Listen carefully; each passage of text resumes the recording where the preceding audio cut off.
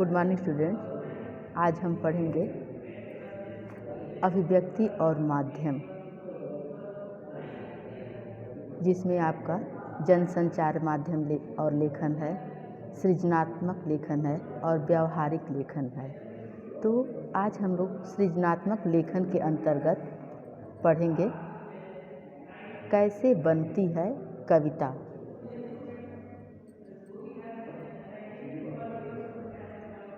बच्चों, कविता सबको अच्छी लगती है, तो कविता बनने की कहानी आज हम लोग जानेंगे। बच्चों, कविता के बनने की कहानी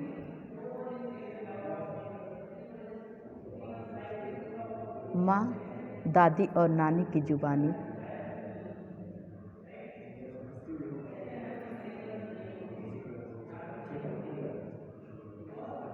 लोरी के बोल, खेतों के ढोल, बच्चों के खेल खेल में गाए जाने वाले गीत,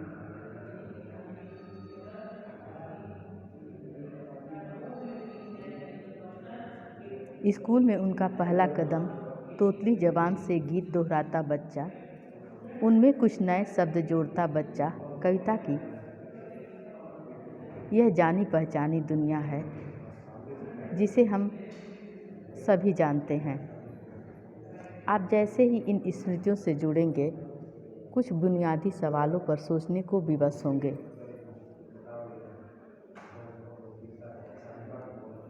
क्या कारण है कि दुनिया के हर बच्चे की पढ़ाई नर्सरी गानों से शुरू होती है? वह कौन सी चीज़ है कविता के बोल में जो दुनिया के बोल से ताल मिलाने के लिए ज़रूरी है? जैसे ही इन सवालों की ओर मुखातिब होते हैं, कविता की जानी पहचानी दुनिया अनजानी लगने लगती है। बच्चों, आपको सभी को मालूम होगा कि सबसे पहले बच्चे जो हैं कविता सीखते हैं। भले ही वह कविता उन्हें लिखने नहीं आए, लेकिन वह उसे बहुत जल्द ही याद कर लेते हैं।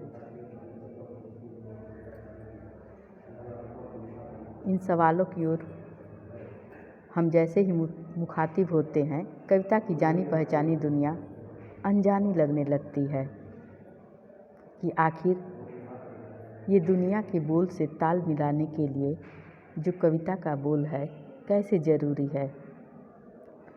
कविता के खेत खलिहान, बाग बगीचे, चिड़िया, शेर, मोची, पानी, सूखा, गांव, नगर सब अपरिचित से लगने लगते हैं।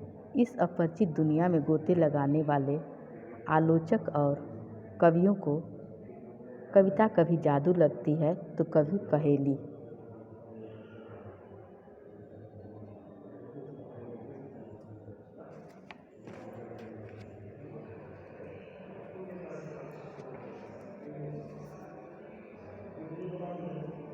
बच्चों, वाचिक परंपरा के रूप में जन्मी कविता आज लिखित रूप में भी मौजूद है।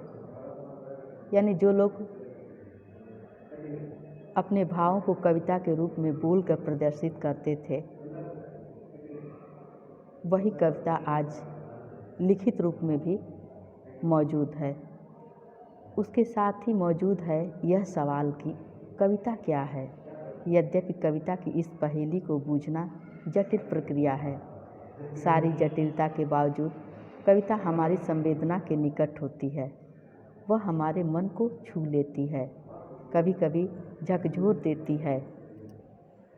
कविता के मूल में संवेदना है, राग तत्व है।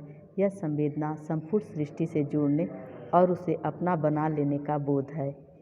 यह वही संवेदना है जिसे रत्नाकर डाकू को वाल्मीकि बना दिया और वे कह उठे, प्रतिष्ठां त्वं गतः शाश्वती समा यत् क्रौंच मिथुन आदि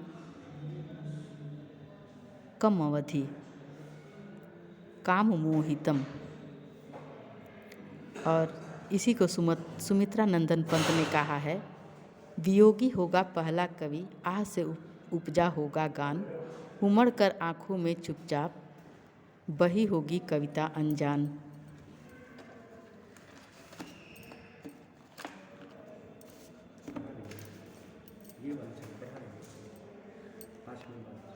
सवाल यह उठता है कि जो वस्तु हमारे इतने निकट है उसे हम उसी तरह क्यों नहीं कह पाते जैसे कवि कहता है।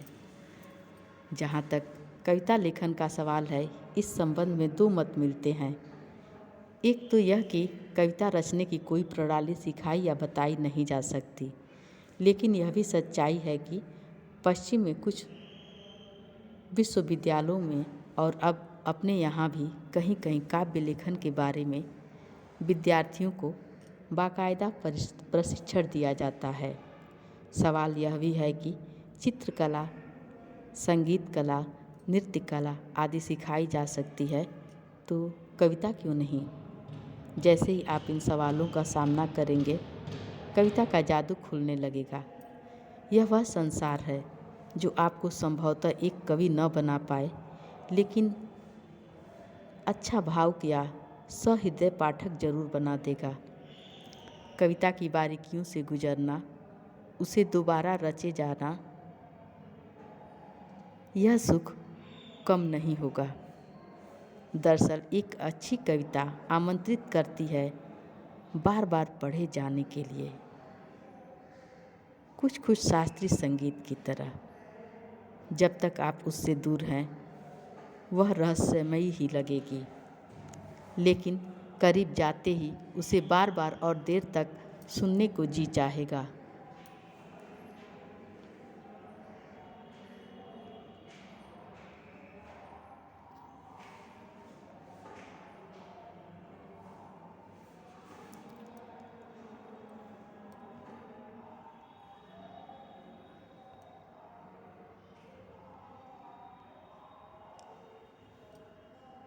अच्छी कविता आपसे सवाल करती है, सुने और पढ़े जाने के बाद भी।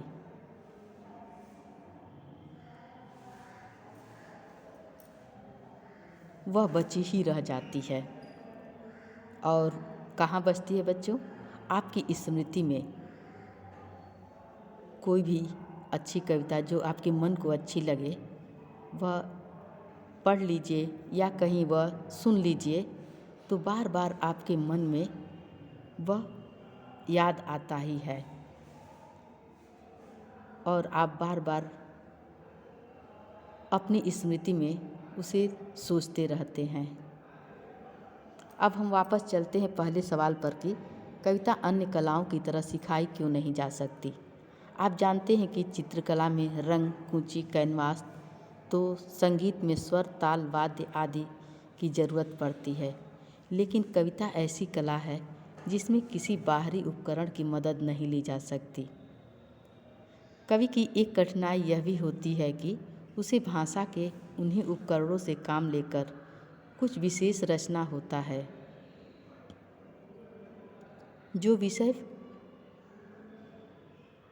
भूगोल, अर्थशास्त्र आदि एवं हमारे दैनिक जीवन का माध्यम है। वह अपनी इच्छा अनुसार शब्दों को जुटाता है और उसे लय से गठित करता है, यानी उसको तुकांत बनाता है और अपनी इच्छा अनुसार अच्छे से अच्छे शब्दों को जुटाता है। कविता की पहली अनजानी दुनिया का सबसे पहला उपकरण है शब्द।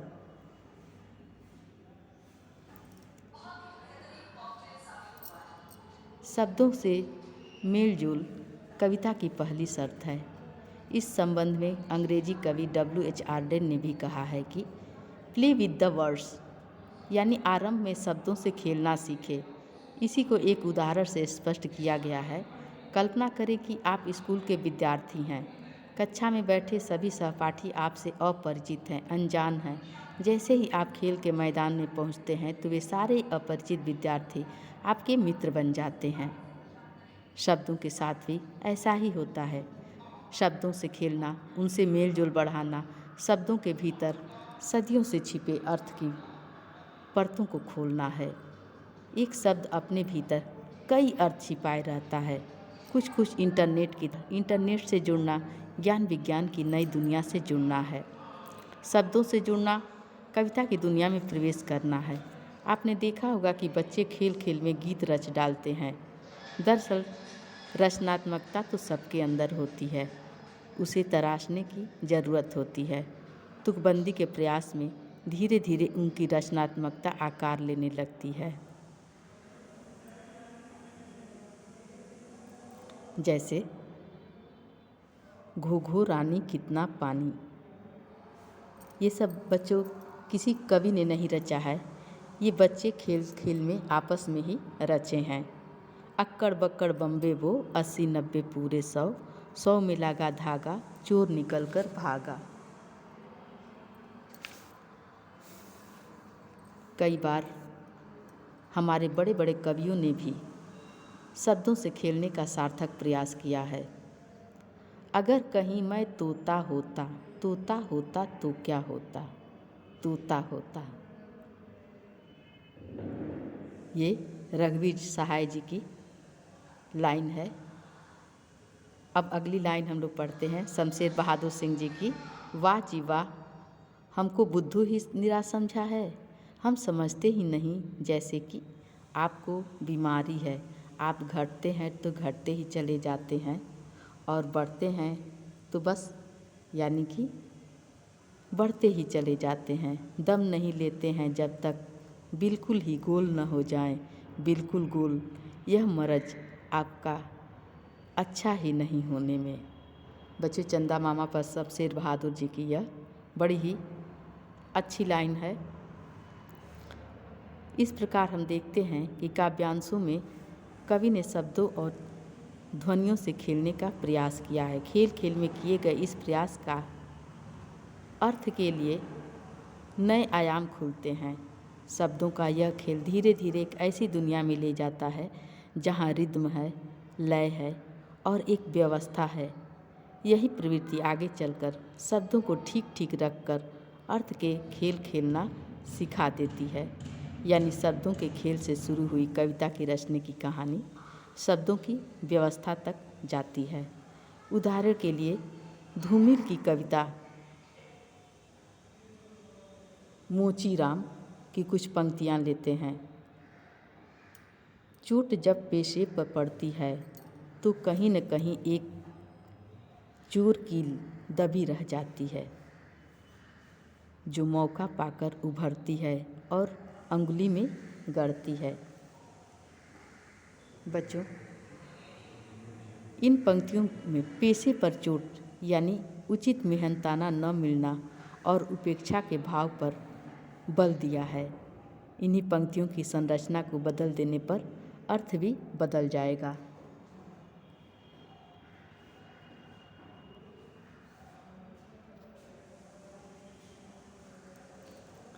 पड़ती है पेशे पर चोट जब, तो चोर कील कहीं न कहीं एक रह जाती है दबी। उभरती है जो मौका पाकर और गड़ती है अंगुली में। बच्चों, इन पंक्तियों की संरचना बदल देने से चोट पर अधिक बल हो गया है, पेशे की चोट पर कम, जबकि ऊपर की पंक्तियों में पेशे की चोट पर अधिक बल है। इसी तरह दोनों कविताओं के रेखांकित शब्दों पर ध्यान दें और सोचें कि वाक्य संरचना का कविता में क्या महत्व होता है। बच्चों, कविता में शब्दों के पर्याय नहीं होते। उपयुक्त पंक्तियों पर ध्यान दें।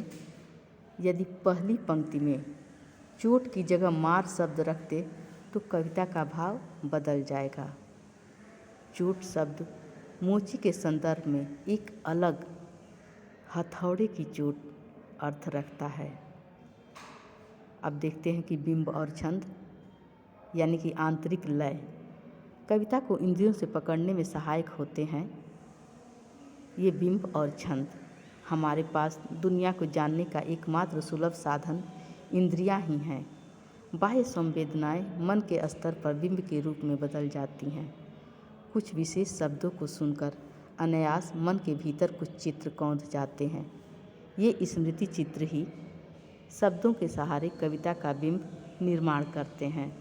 उदाहरण के लिए सुमित्रा नंदन पंत की कविता संध्या के बाद की पंक्तियों को आइए देखें। तट पर बगुलों की वृद्धाएं,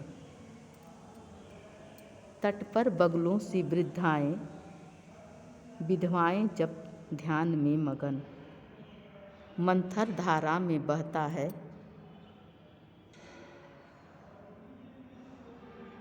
जिनका अदृश्य गति अंतर्रोदन, जिनका अदृश्य गति अंतर्रोदन।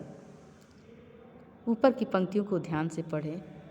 बगुलों सी वृद्धाएं, विधवाएं पढ़कर आपकी स्मृति में बगुले का आकार, उसकी सफ़ेदी और वृद्ध विधवाओं के घुटे हुए सिर के कारण गर्दन का आकार तथा उनके सफ़ेद वस्त्र एकाकार हो जाते हैं।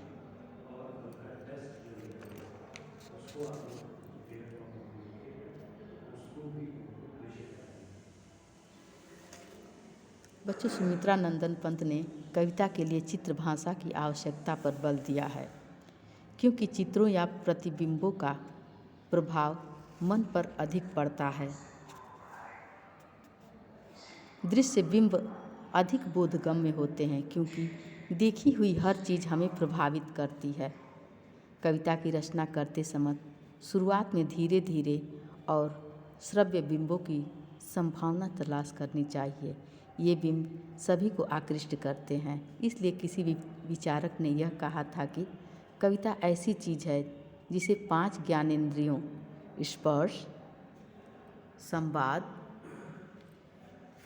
स्पर्श, स्वाद, दृश्य, घ्राण, श्रवण, यानी जिसे हम लोग छूते हैं, जिसका स्वाद हम लोग महसूस करते हैं, जिसे देखते हैं, जिसे सुनते हैं, और श्रवण का अर्थ जिसे हम लोग सुनते हैं, घ्राण का अर्थ जिसे हम लोग सूंघते हैं, और श्रवण का अर्थ जिसे हम लोग सुनते हैं। 5 उंगलियों से पकड़ा जाता है। जिस कवि में जितनी बड़ी ऐन्द्रिक पकड़ होती है, वह उतनी ही प्रभावशाली कविता को रचने में समर्थ हो पाता है। आइए छंद के बारे में जानते हैं। छंद एक आंतरिक लय है और कविता का अनिवार्य तत्व है। मुक्त छंद की कविता लिखने के लिए भी अर्थ की लय का निर्वाह जरूरी है। कवि को भाषा के संगीत की पहचान होनी चाहिए। नागार्जुन की बादल को घिरते देखा है, जो नागार्जुन जी की कविता है कि बादल को घिरते देखा है नामक कविता को देखिए। यहाँ मात्रा की गणना के अनुसार कोई विशेष छंद न होकर भी संगीतात्मक लयात्मकता है। इसी तरह धूमिल की कविता मोचीराम में ऊपर ऊपर से देखने पर छंद नहीं है, लेकिन अर्थ का अपना भीतरी छंद निरंतर मौजूद है। बाबूजी, सच कहूँ मेरी निगाह में न कोई छोटा है न कोई बड़ा है। मेरे लिए हर आदमी एक जोड़ी जूता है, जो मेरे सामने मरम्मत के लिए खड़ा है। बड़ा ही हृदय को स्पर्श करने वाली ये कविता है। बच्चों, कविता के उपयुक्त सारे घटक परिवेश और संदर्भ से परिचालित होते हैं। नागार्जुन की एक छोटी सी कविता है, अकाल और उसके बाद। परिवेश गांव का है। इस कविता के संदर्भ अकाल और उसके बाद का परिवर्तन है। कविता की भाषा, संरचना, बिंब, छंद सभी उसी के इर्द गिर्द घूमते हैं। कई दिनों तक चूल्हा रोया, चक्की रही उदास। कई दिनों तक कानी कुतिया सोई उसके पास। कई दिनों तक लगी भीत पर छिपकलियों की गश्त। कई दिनों तक चूहों की भी हालत रही शिकस्त।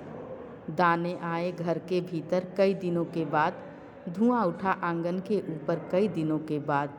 चमक उठी घर भर की आंखें कई दिनों के बाद। कौवे ने खुजलाई पांखें कई दिनों के बाद। बच्चों, यह थी अकाल और उसके बाद होने वाले परिवर्तन को कवि ने सांगीतिक व्यवस्था के भीतर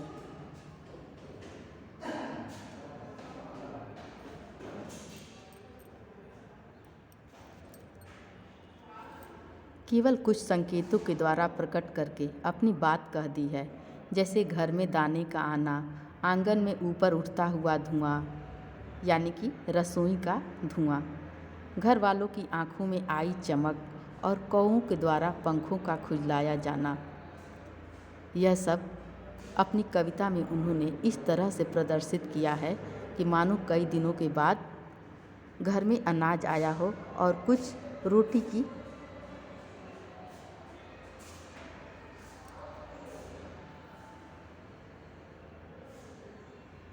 गांव के परिवेश के लिए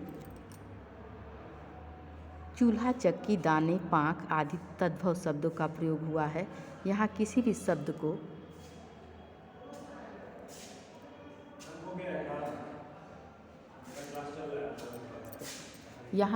शब्द को हटाकर उसका पर्याय रख दे तो कविता का अर्थ बदल जाएगा।